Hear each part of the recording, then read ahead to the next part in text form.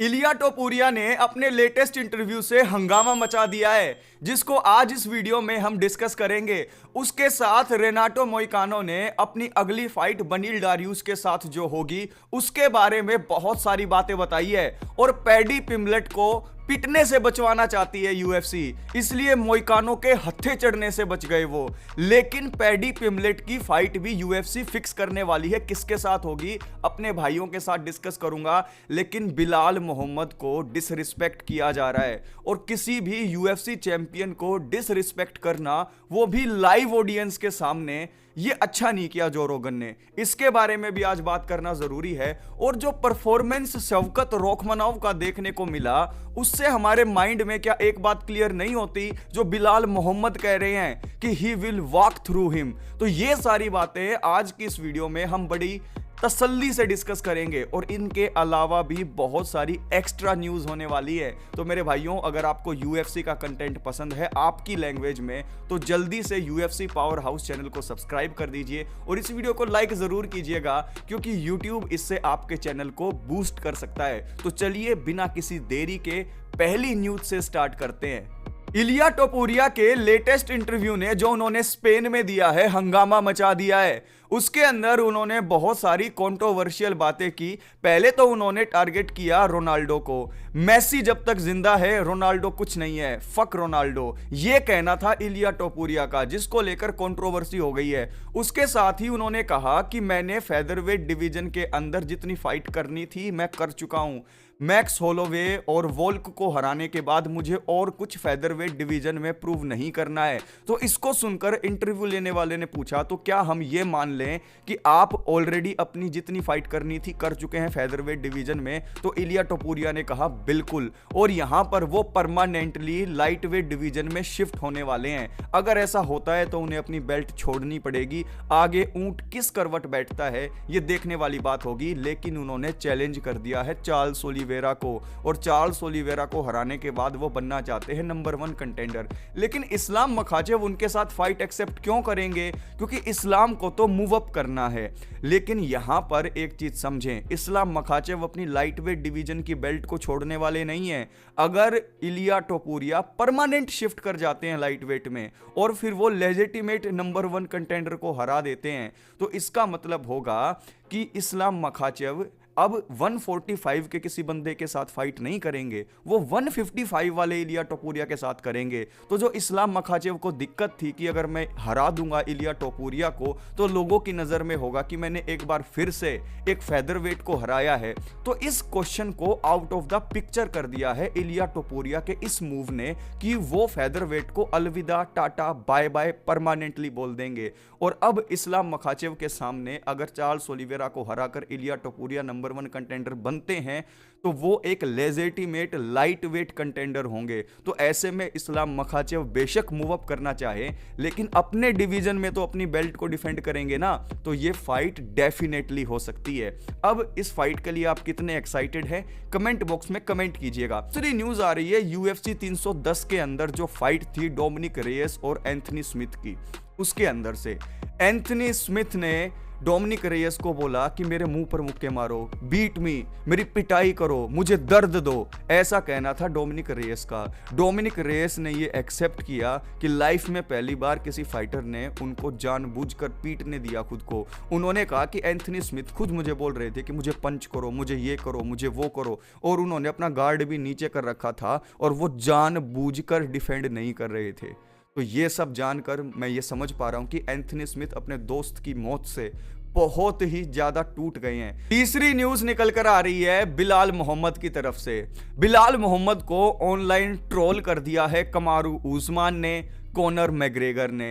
इन दोनों ने कहा है कि यार सिक्योरिटी ने पहचानने से मना कर दिया कि बिलाल मोहम्मद चैंपियन कौन है। ऐसा कौन सा चैंपियन हुआ कि कंपनी के सिक्योरिटी गार्ड ये ना जानते हो कि हमारी कंपनी के अंदर ये एक चैंपियन है। ये कमारू उस्मान ने भी ट्रोलिंग की और ये ट्रोलिंग कॉनर मैग्रेगर ने भी की। इसके अंदर मैं अपना पर्सनल टेक आपको बता देता हूं, this is purely disrespect to a champion. क्योंकि बिलाल मोहम्मद ने जिस तरीके से अपने आप को कंडक्ट किया है, कैमरा के सामने बिहेव किया है, तो कहीं से भी उनका क्रिटिसिज्म बनता नहीं है।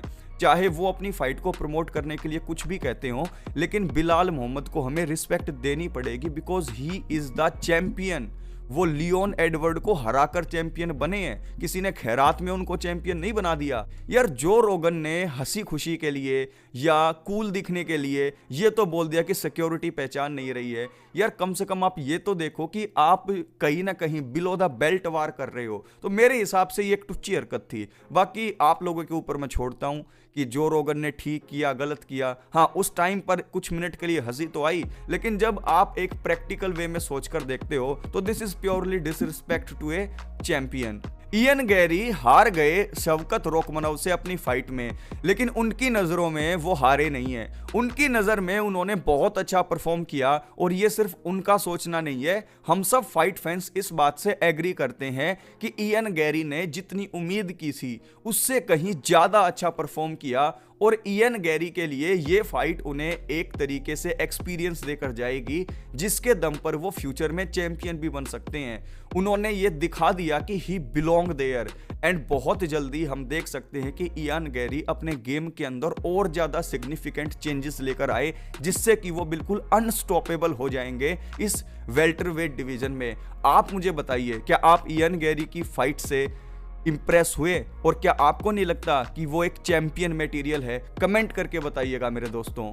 अगली न्यूज बिलाल मोहम्मद की तरफ से निकल के आ रही है, जहां पर बिलाल मोहम्मद ने ये एडमिट किया है कि जब UFC 310 के अंदर वो जाने वाले थे फेस ऑफ करने के लिए शवकत रोकमनव के सामने, तो उस वक्त जो है सिक्योरिटी ने उन्हें रोका और उनके रोकने की वजह यही थी कि उनको लगा कि बिलाल मोहम्मद एक ओवर एक्साइटेड फैन है। यार आप खुद बताओ ये कैसे सिक्योरिटी वाले हायर कर लिए हैं UFC ने, जिनको चैंपियन का नहीं पता। चैंपियन उन्हें एक ओवर एक्साइटेड फाइटर लग रहा है। यार हद हो गई। मतलब बिल्कुल क्या उसी दिन हायरिंग की थी क्या? मोइकानो ने बेनवा सेंडिनी को बहुत तगड़े से धोया और उसके बाद उनका स्टॉक राइज हो गया है एकदम से, और अब बातें चल रही हैं कि वो टॉप 5 के अंदर भी आ सकते हैं और वो क्या पता फ्यूचर चैंपियन मटेरियल भी हो। अब बेनवा सेंडिनी को हराने के बाद रेनाटो मोइकानो की फाइट फिक्स हो गई है UFC 311 में, और वो फाइट हुई है बनील डारियुश के खिलाफ फिक्स। बनील डारियुश को हराकर वो टॉप 5 के अंदर एंट्री ले लेंगे, ऐसा मानना है यहाँ पर रेनाटो मोइकानो का।